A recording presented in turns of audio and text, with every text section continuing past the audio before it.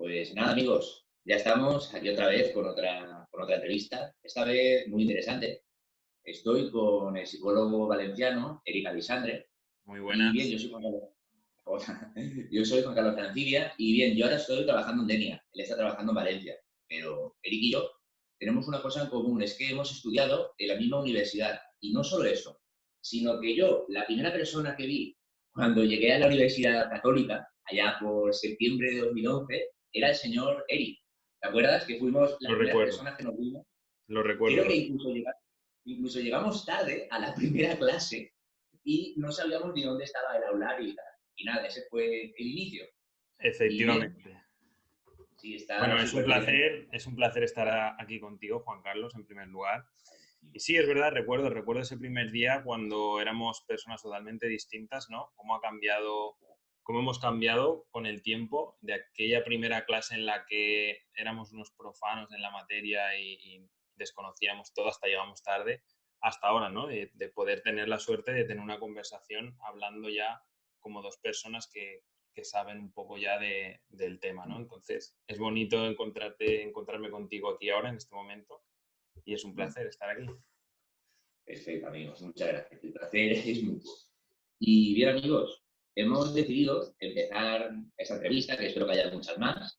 Y también queremos a nuestro compañero Borja López, ¿no? También estaría bien que Sí, viniese alguno. por ahí está, a ver si se anima. Pues habíamos pensado hablar de un tema no de moda, pero que todo el mundo habla, que es la regulación emocional. Es decir, control de emociones, emociones positivas, negativas. Nos hemos hecho hasta un pequeño boceto y tal, pero bueno, nosotros como somos muy anárquicos, iremos Sí, de iremos un tema a poco a otro. poco. Perfecto. Bueno, querido Eric, ¿por dónde empezamos? Bueno, yo Ahora que creo estás en... que podemos empezar definiendo un poco qué son las emociones, qué es una emoción, aunque es algo difícil de definir con palabras, aunque es algo que todos sentimos en el día a día. Podemos decir que una emoción es una respuesta que sucede en nuestro organismo, fisiológica y de sensaciones, ante un estímulo, ante una situación externa. También puede suceder frente a un pensamiento. Si yo, por ejemplo, pienso es que soy un idiota, eso me va a generar una emoción. Y si pienso que soy el mejor, me va a generar otra emoción. Pero, en primer lugar, las emociones suceden, las experimentamos ante sucesos que pasan fuera, estímulos que nosotros percibimos, generamos una emoción y esa emoción suele ser previa a la interpretación mental. Es algo organísmico, es algo corporal, en primer lugar. Bueno, las emociones, por nombrar alguna, culpa, alegría, tristeza, asco, son algunas de las emociones básicas, hay muchas más.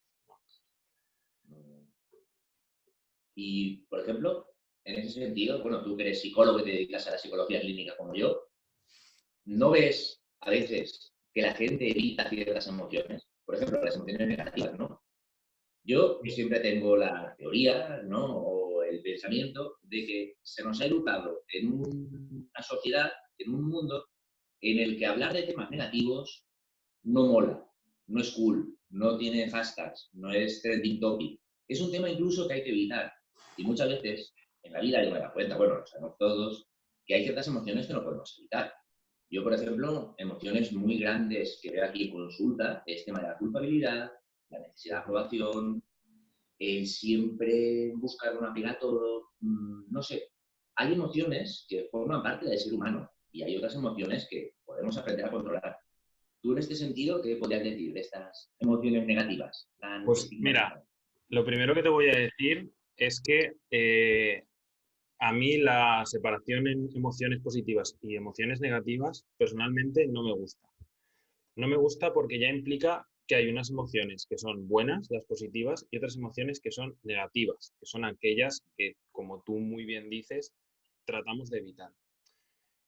A mí me gusta más hablar de emociones agradables y emociones desagradables, porque realmente, y esto tú lo sabes bien, negativas en el sentido de malo, no hay ninguna emoción mala. Todas las emociones cumplen una función y evitar ciertas emociones es como dejar de lado cierta información,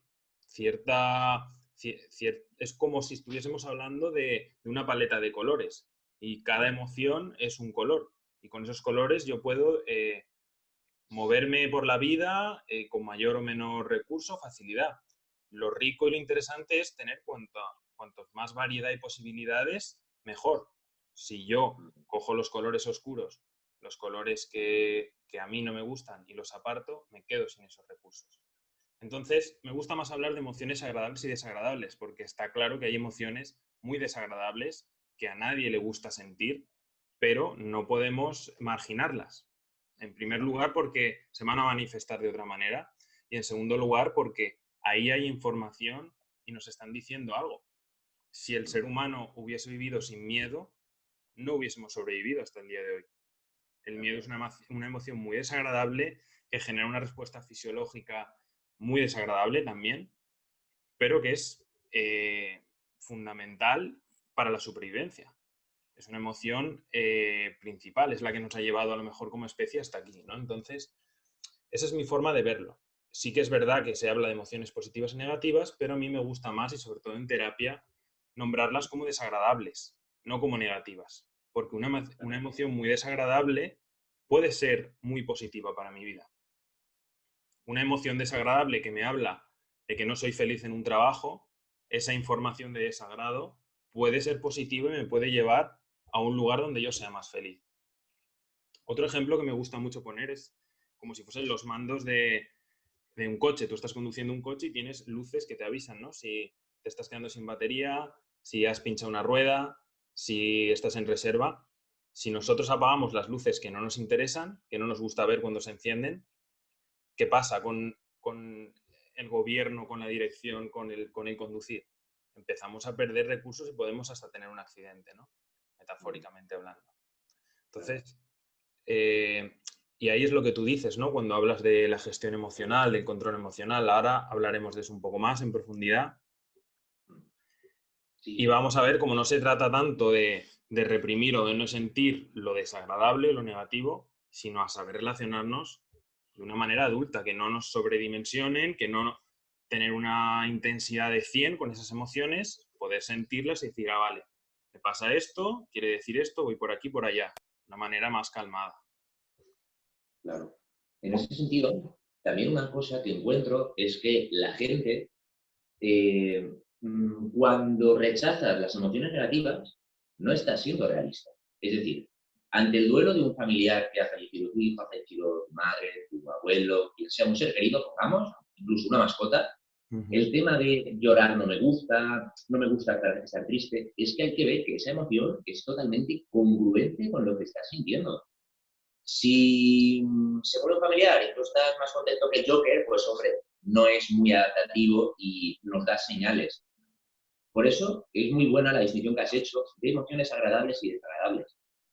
Cuando vemos una cucaracha, sinceramente creo que nadie se alegra, ¿no? Da asco. Mm. ¿Y por qué nos da asco? Porque en el tiempo de las cavernas, que al final es creo que nos han explicado biología y neurociencias, nuestro cerebro no sabe que estamos aquí en España, en un país democrático, en el siglo XXI. Nuestro cerebro sigue en el tiempo de las cavernas.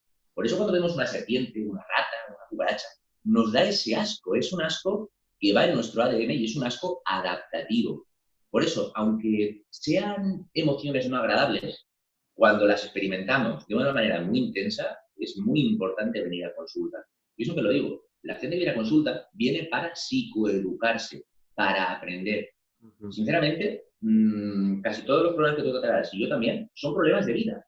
Y problemas en los que hay una regulación. Y ahí radica la importancia de venir a psicoterapia. Perfecto. En ese sentido, ¿de qué otro tema podríamos hablar? ¿Qué te viene a colación? Bueno, podemos empezar a dar unas pinceladas acerca de la autorregulación, ¿no? ¿Qué es realmente la autorregulación emocional? Al final es lo que tú dices, ¿no? Muchos problemas son problemas del vivir, del día a día. Sentir una emoción de tristeza o de rabia no es algo, no es una enfermedad en sí, es normal, es lo que tú dices, es evolución, está en nuestros genes, está en nuestra biología y es lo normal. ¿Cuándo se convierte esto en un problema? Cuando yo no sé gestionarlo, cuando lo reprimo, cuando soy reactivo cuando aparece esa rabia o esa ira y me pongo a romper cosas, o cuando reprimo la tristeza y trato siempre de estar alegre. O sea, al final el problema no es en lo que sentimos, sino qué hacemos con lo que sentimos. Lo que sentimos no se puede controlar o no se puede controlar tanto. Lo que sí que podemos controlar es qué hago con aquello que me pasa. Entonces, si en un lado, en un polo de la polaridad tendríamos la reactividad emocional, es siento enfado ahora mismo porque no me estás escuchando y cojo y rompo el ordenador sin pensarlo. La autorregulación sería la distancia que hay o el espacio que yo genero entre la emoción y mi decisión. Yo puedo sentir rabia porque no me estás escuchando, me aguanto, me espero, entiendo que estoy sintiendo rabia y más tarde, en otro momento, te digo, oye, Juan Carlos, esto no me ha gustado porque me he sentido incómodo porque no me has escuchado, por ejemplo. Entonces, la emoción es la misma. Siento rabia y me está hablando de algo que me molesta, ¿no? Por ejemplo. Una forma regulada de gestionar eso es tomo distancia, incluso puedo posponer la emoción. Puedo sentir tristeza y no quiere decir que cada vez que sienta tristeza yo me ponga a llorar sin ningún control, porque tengo que aceptar la tristeza y la tristeza es desagradable pero me da información. No, yo puedo sentir tristeza y decir, ahora no es el momento, ahora no toca. Ahora en este contexto, en esta relación social, no toca. Voy a posponerlo y después ya me pararé a ver qué pasa. Pero lo estoy eligiendo yo. La diferencia es la capacidad de elección. No es lo mismo que yo reprima siempre la tristeza y que ni siquiera sepa que existe, a que yo diga, estoy triste, pero no es el momento ahora. Lo trabajaré luego en terapia o lo trabajaré luego solo si quiero en casa. Esa diferencia, esa libertad, esa distancia es la autorregulación emocional. Y es una habilidad fundamental para vivir tranquilamente y con felicidad. Claro, porque a ver, en ese sentido una persona puede vivir sin control emocional, es decir, puede vivir en piloto automático y con los valores predeterminados que se te han sido asignados. Pero ¿qué sucede? Que cuando tú no tienes el control de tus emociones, eres un títere. Efectivamente. Si ves algo que te afecta de un grado superior. Es decir, yo siempre lo digo, el cerebro es muy emocional. El cerebro va a ser alimentado con las emociones o con los pensamientos que tú le des. Si tú le das pensamientos de que no vales nada, de que esto lo estás haciendo mal, al final el cerebro va a generar esas emociones. El cerebro es muy manipulable. Y por eso hay que aprender a domesticar al cerebro. Hay que aprender a tener control emocional. No porque te estés sintiendo triste y te apetezca llorar, tienes que hacerlo y desahogarte. Vale, hay que llorar, es muy funcional y muy adaptativo. Pero hay que saber cuándo. Y muchas veces me lo explican en consulta. Es que la teoría me la sé muy bien, pero la práctica no. Y ahí es cuando te digo, claro, ahí es cuando entra tu psicoterapeuta, ahí es cuando entra tu Sí, cierto. psicólogo para, con tu caso, darte las pautas apropiadas. Yo, Sí. sobre todo, hay un término que escucho, bueno, que veo mucho en consulta y que yo les pongo un nombre a esa emoción, a ese término, que es el secuestro emocional. Es decir, hay veces que nos mueve tanto la rabia, la ira, tal, que yo digo, calma, calma. Las emociones a veces se nos pone en un 100% y una emoción que sea 100% de intensidad nunca va a ser buena, aunque sea positiva. Cuando tú estás alegre al 100%, estás desbordado, no estás siendo realista.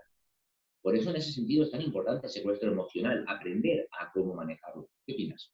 Efectivamente, es muy interesante lo que comentas del secuestro emocional y de cómo lo que tú verbalizas, ¿no? De los clientes o los pacientes. Me sé la teoría, pero luego no puedo ponerla en práctica. Y efectivamente ahí es donde entra en juego el papel del psicoterapeuta. Yo puedo tener muy clara la teoría, pero si empiezo a sentir una emoción que me desborda, la emoción tiene mucha más fuerza a esos niveles cuando está en un 100, como tú dices, que la razón. Ya puedo repetirme 1000 veces, todo va bien, que si está dando un ataque de pánico o estoy entrando en una emoción muy destructiva, no hay forma de parar eso. ¿Cómo se puede parar eso? ¿Cómo se puede gestionar eso? Con una persona que está fuera, que está externa, que es el psicoterapeuta, que empatiza contigo, pero que tiene la claridad de saber si estás sobredimensionando, si no, si estás negando, si no, si estás sintiendo algo pero no lo estás viendo. Es la persona que te da un espejo, que te da un feedback de la realidad, con los pies en el suelo.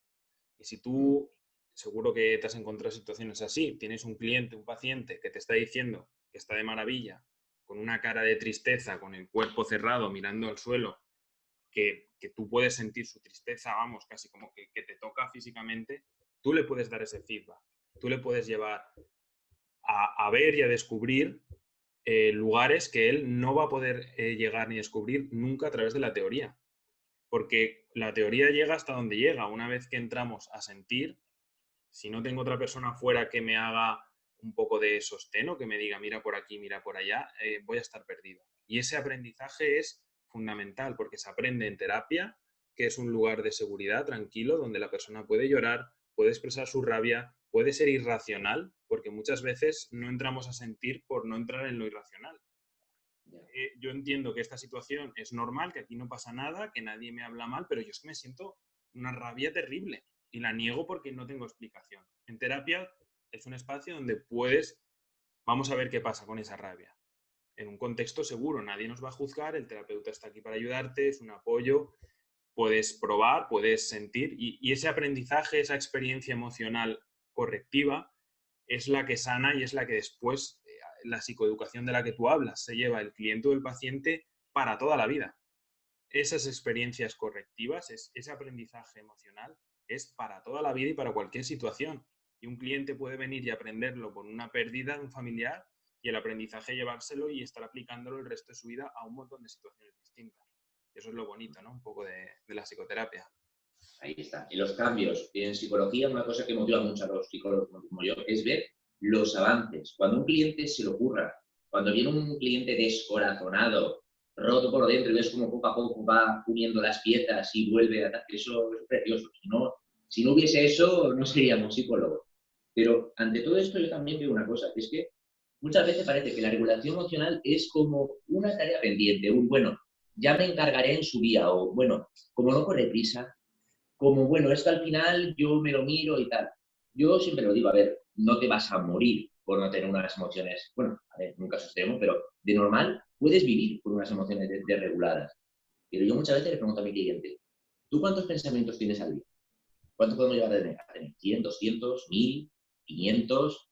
Si todos esos pensamientos, esa manera en la que tú te hablas, esos introyectos, no están bien regulados, te vas a hablar mal, te van a venir cosas como baja autoestima, ansiedad, depresión, aislamiento social. Es decir, las emociones lo son todo. Aunque parezca muy simple y muy tal, es que si no hay un control emocional, no vamos a poder llevar nada. Por eso, a mí hay gente a veces que me dice, es que he tardado 4 años en venir al psicólogo. He tardado 5 años.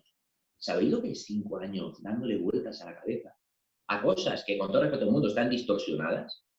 Por eso es importante saber parar y sobre todo aprender a regularse. Es que sí que puede parecer muy simple y tal, pero la persona que lo está pasando mal emocionalmente, eso es un sufrimiento, ¿eh? Porque es como una estaca que tú te vas clavando de vez en cuando, porque hay pensamientos que son muy profundos y muy dolorosos.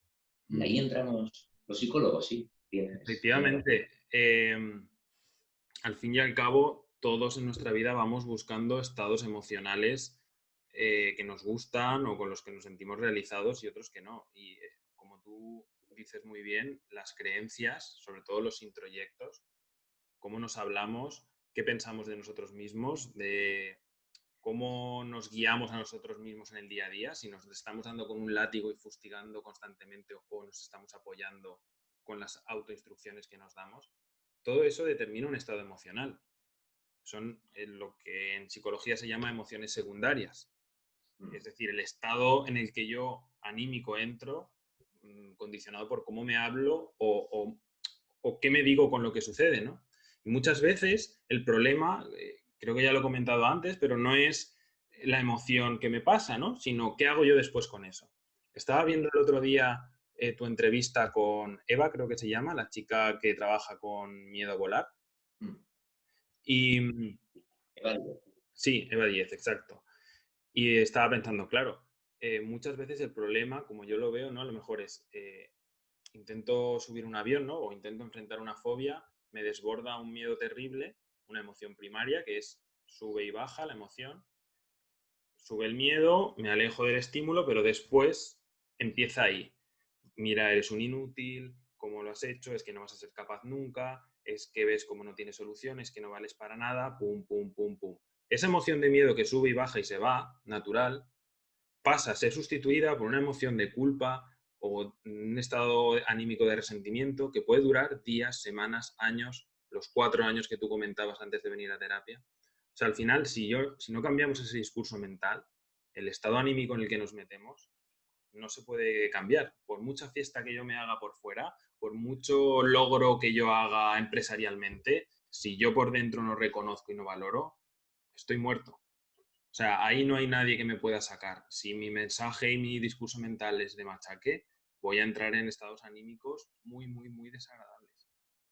Claro. Y sinceramente, mirad amigos, hay cosas que podéis evitar.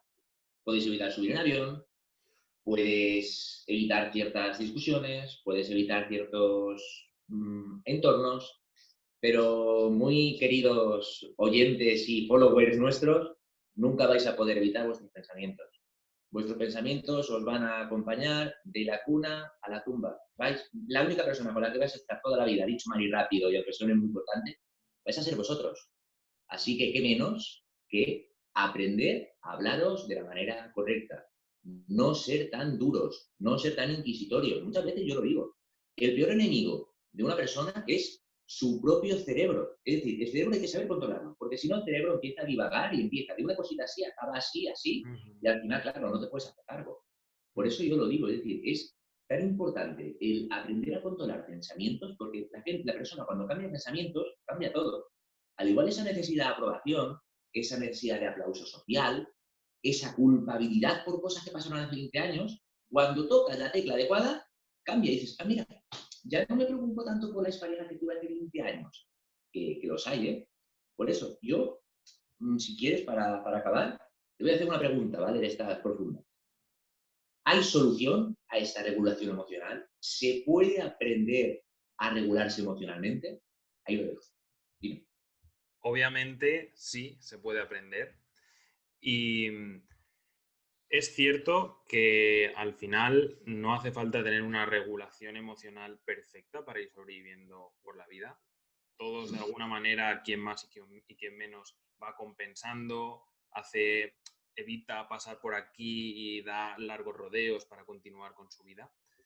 Pero al final lo que no podemos huir y no podemos evitar es la vida misma. La vida misma no se puede evitar. Y aunque elijas vivir encerrado en una habitación y no exponerte, vas a sentir dolor, vas a tener pérdidas, vas a tener despidos de trabajo, vas a tener un montón de situaciones imprevistas y desconocidas que te van a afectar, que te van a impactar. Y de tu capacidad de regulación o no va a depender tu capacidad de resiliencia hacia adelante. Es decir, no hace falta estar en un momento de crisis. Es decir, seguramente antes de esos 4 años de machaque y de destrucción al momento de ir a terapia, mucho antes se puede trabajar esa autorregulación emocional y se puede evitar llegar a una crisis tan profunda. O sea, sí, obviamente sí que se puede trabajar y nosotros lo trabajamos constantemente, tanto en nosotros mismos, de verlo constantemente, como en las personas a las que acompañamos. Eso es así. Claro. Es tal cual. Es verdad que a veces este cambio emocional, si yo llevo 45 años pensando de determinada manera, puede que precise de más tiempo y tal, pero al final, cuando tú haces el clic en el cerebro y ciertas emociones, dices, mira, yo estaba pensando esto, pero es que no me aporta nada. Y puedes cambiar, eso sí. Es decir, yo soy psicólogo porque pienso que la gente puede cambiar, que las personas pueden cambiar. Si yo no pensase que las personas pueden cambiar, no me dedicaría a la psicología, ¿no? Porque otro día que podemos tratar en otro vídeo es, yo es que como soy así, yo Exacto. es que soy así. Eso es otra idea distorsionada que podemos abordar. Pero en ese sentido también hay una cosa que tengo que decir. Mirad, esta persona que llega con 5 años dándole vueltas a voy al psicólogo, no voy, poco a poco el problema empieza con esto. Pero poco a poco el cerebro va expandiéndose, expandiéndose, expandiéndose, porque le damos muchas vueltas al cambio. Tenemos que ver una cosa, amigos. Problema que no abordamos, problema que continúa. Lo puedes guardar en un cajón. Por ejemplo, tú como bien sabes, yo cuando empecé en la carrera, yo lo de hablar en público me daba un poco mal. Además, yo sí podía evitar hablar en público, ¿vale? Ahora que hay conferencias y tal, me da igual decirlo, ¿vale? Pero en su día lo pasaba mal. ¿Y qué pasa? Tú cuando un problema lo evitas, vas subiendo la ansiedad, porque dices, ay, mira, hoy he esquivado, pero al día siguiente, cuando te toque, va a subir la ansiedad, va a subir la regulación. Por eso, hasta que no te enfrentas y hasta que vosotros en clase, bueno, mis amigos de clase, mis compañeros, me hicieron la jugarreta de hacerme delegado de clase y me tocaba hablar en público, desde esa situación, ahí aprendí a hablar en público. Pero si no, hubiese estado evitando problemas. Por eso, para que nos demos cuenta, Un problema que evitamos lo puedes guardar, lo puedes almacenar, hoy puedes librarte, pero hay problemas, amigos, que nos van a acompañar toda la vida. Y lamentablemente, para bien o para mal, nuestro cerebro nos va a acompañar siempre y los pensamientos siempre. Por eso es tan importante esta regulación emocional. ¿Qué te parece? Efectivamente. Muy bien, además me parece muy bonito lo que compartes, como una situación, ¿no? De te toca ser delegado, que puede ser un problema y puede ser visto como, Dios, esto es lo peor que me podía pasar, lo transformas con tu actitud o con tu responsabilidad en una oportunidad de crecimiento. Y lo que es un problema, bien llevado ya sea por uno mismo o con ayuda, pasa a ser la oportunidad de crecimiento. Y ahora me estás haciendo una entrevista tú justamente a mí. O sea, fíjate, ¿no? Cómo al final las decisiones personales tienen el peso del rumbo de la vida, no tanto aquello que sucede fuera, ¿no? Mm, por eso es tan importante venir a consulta. Qué bien. Y bueno, si quieres, para acabar, me gustaría que nos dijeses dónde podríamos encontrarte, tus redes sociales y demás. Dinos, Sí, coméntanos. me podéis encontrar en Instagram con alexandre.psicología. Bueno, luego lo dejamos debajo en la descripción. En un canal de YouTube que estoy creando ahora, que ahora mismo creo que no tiene URL, pero bueno, tengo vídeos preparados que subiré dentro de nada. Y luego en Valencia, en mi consulta en la calle Hospital. Perfecto, perfecto. Pues nada, yo me ha Muchas encantado gracias. mucho la entrevista contigo y la verdad es que he estado muy cómodo y es muy bonito, ¿no? Como con la primera persona que tienes contacto de la universidad, después ves cómo crece, cómo va por sus caminos y todos hemos acabado en la clínica, que es lo que queríamos hacer Sí, desde 2011, hace 9 años. Así que mira, que bien, me alegro mucho. Y yo nada, que sepas que quiero seguir entrevistándote porque creo que tú y yo tenemos bastante sinergia, sí. bastantes puntos en común y creo que vídeos así a personas que estén pasando por un mal momento le puede ayudar, porque esto da mucha cercanía a la psicología. Así que, por eso, yo si quieres lo dejamos aquí y nada, queridos followers, si tenéis algún tema de que queréis que hablemos y tal, nos lo dejáis en la descripción, nos lo dejáis en nuestras redes sociales y nada, eso es todo por hoy, ¿vale, amigos? Muchas gracias, Juan Carlos. Nos Eso, vemos. muchas gracias. Adiós, amigo. Nos vemos. Hasta luego.